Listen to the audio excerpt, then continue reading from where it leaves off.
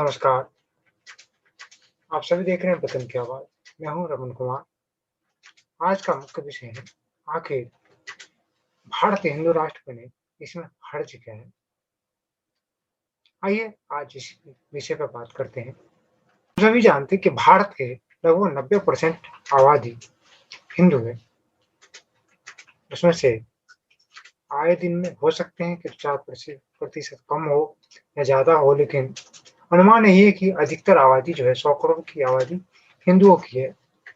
दुनिया की 100 देश ईसाइयों की है और 56 देश इस्लाम की है, जो पूरी तरह से धार्मिक धार्मिक देश धार्मिक आधार पर बने हुए हैं।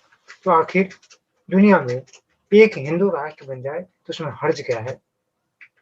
अक्सर यह आरोप लगाया गया है कि प्रधानमंत्री नरेंद्र मोदी तथा भाजपा भारत को एक इच हिंदू जो यानी कि हिंदू राष्ट्र बनाना चाहते हैं।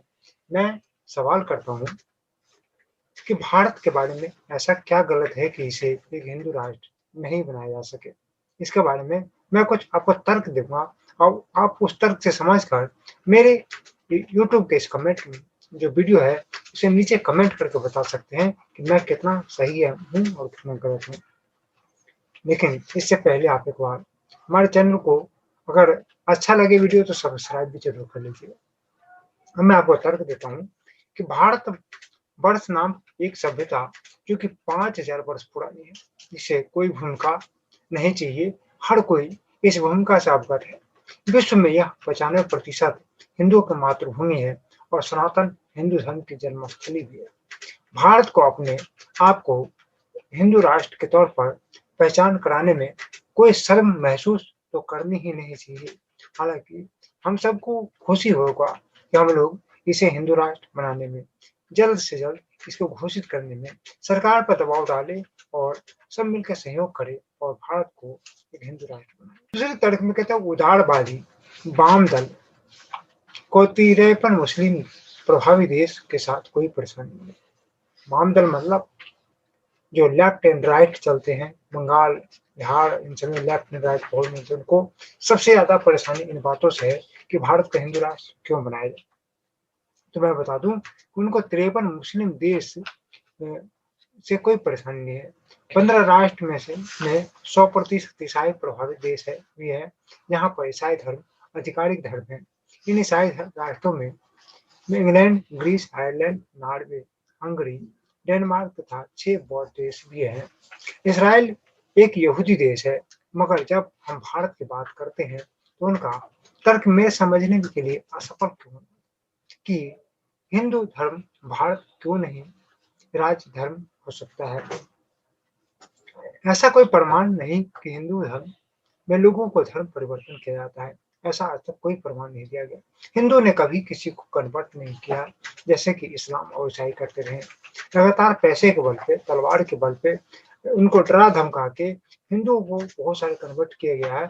और दूसरा तर्क मैं आपको यहीं पर बता दूं कि जैन, बौद्ध, इस्लाम, ईसाई जो भी है सभी हिंदू और सनातन धर्म से ही निकल के बने हैं, उनसे ही कन्वर्ट हुए हैं।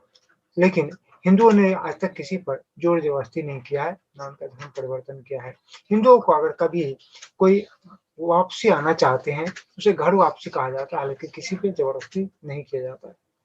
जैसे कि मैं कह रहा था कि ऐसा कोई प्रमाण नहीं है कि हिंदू धर्म में लोगों को धर्म परिवर्तन किया जाता है। एक ऐसा कोई प्रमाण नहीं है कि यह देश की सांप्रदायिक प्रकृति के लिए खतरा है।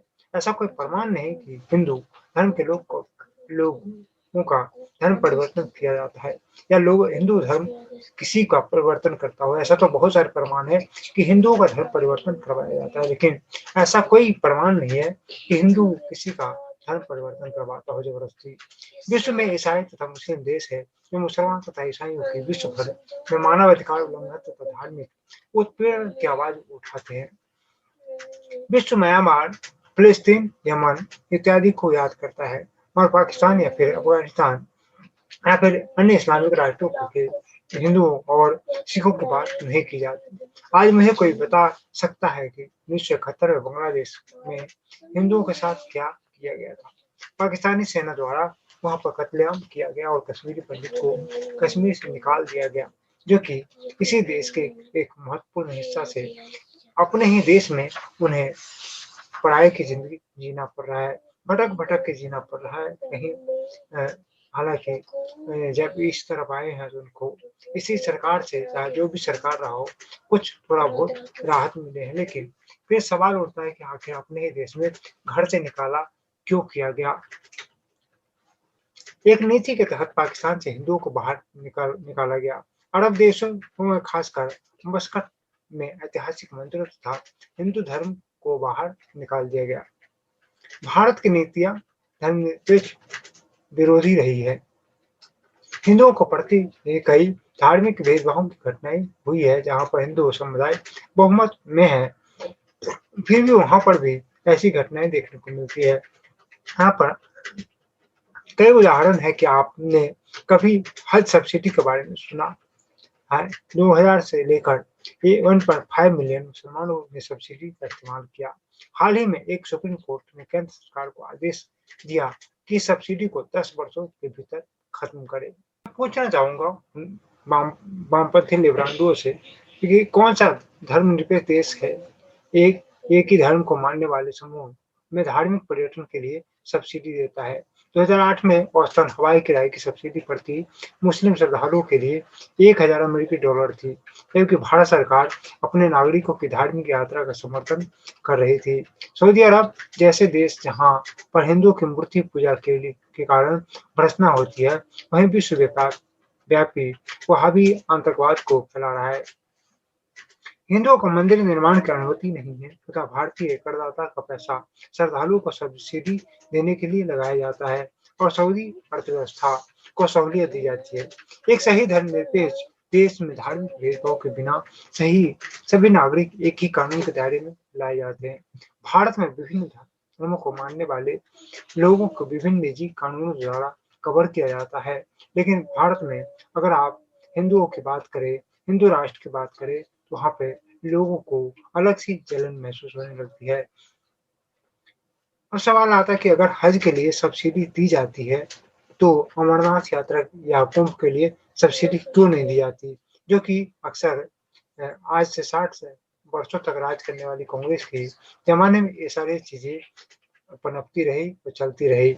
और ये सब चीज़ें सिर्फ़ एक वोट बैंक बनाने के लिए, एक पर्टिकुलर समुदाय विशेष की वोट बैंक बनाने के लिए के लिए किया गया। सरकार मंदिरों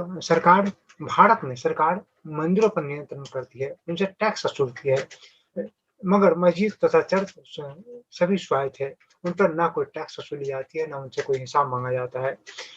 यहाँ पर हज के लिए तो सब्सिडी, मगर अमरनाथ यात्रा या फिर कुंभ मेले के लिए सब्सिडी नहीं दी जाती। आखिर ऐसा क्यों? सवाल तो हर बार उठता है, लेकिन सवाल वहीं के वहीं रह जाता है। और सबसे आश्चर्य बात है कि 100 करोड़ के हिंदुओं के देश में उनको अपने धर्म पर होने वाली खर्चे का हिसाब देना पड़ता है, लेकिन वहीं पर 20% और 1% वाले को इनसे छूट दिया गया है। आखिर क्यों? आखिर क्यों हज पर सब्सिडी दी जाती है, जिसका हम हिसाब नहीं ले सकते, उसके लिए सब्सिडी क्यों? आखिर क्यों? अगर सब्सिडी दिया जाता है तो एक समुदाय विशेष को क्यों दिए जाते? अमरनाथ यात्रा पर क्यों नहीं दिए जाते? कुंभ मेले पर क्यों नहीं दिए जाते? यहाँ पे हजारों यात्राएं हैं, 4 धाम यात्राएं हैं, बहुत सारी यात्राएं हैं, उन पे क्यों नहीं दिए जाते? सही दिखने दिखने वाला कोई धर्मनिरपेक्ष देश किसी भी यात्रा के लिए सब्सिडी नहीं देगा।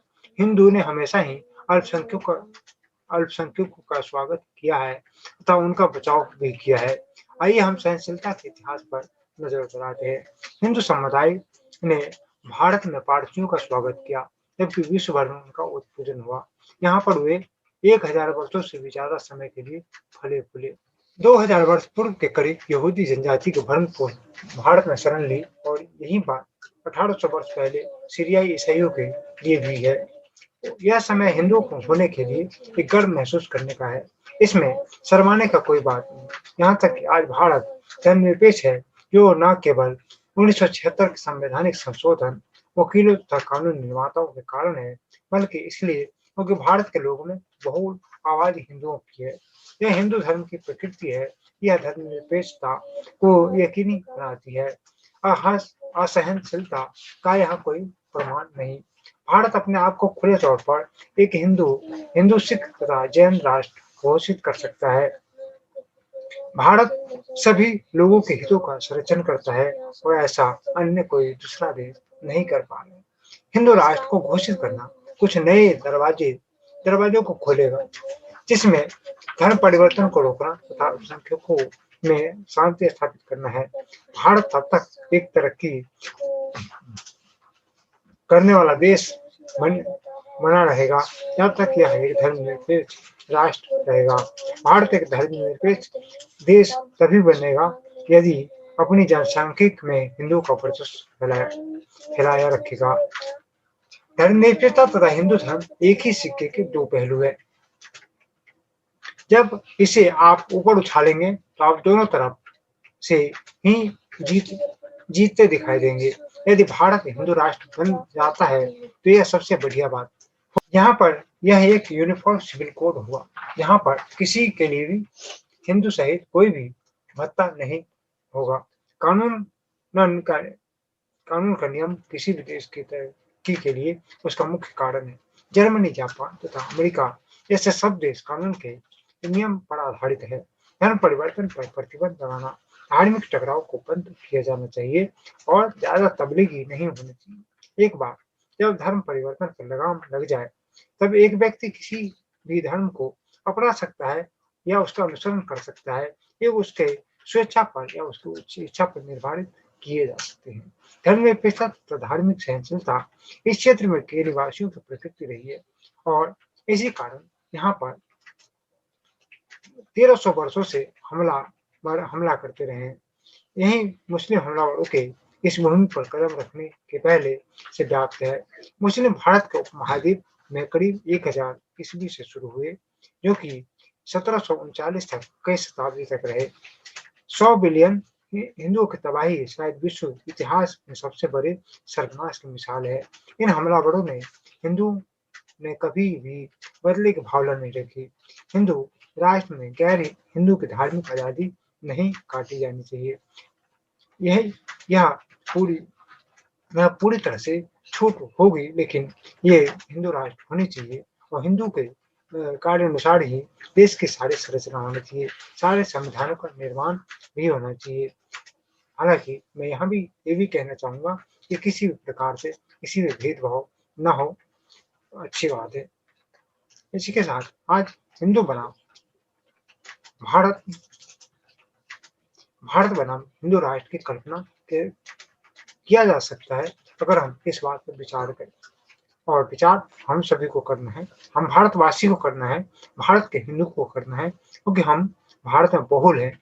लेकिन अगर हमने विचार नहीं किया तो धीरे धीरे हम स्वयं से ही लुप्त हो जाएंगे।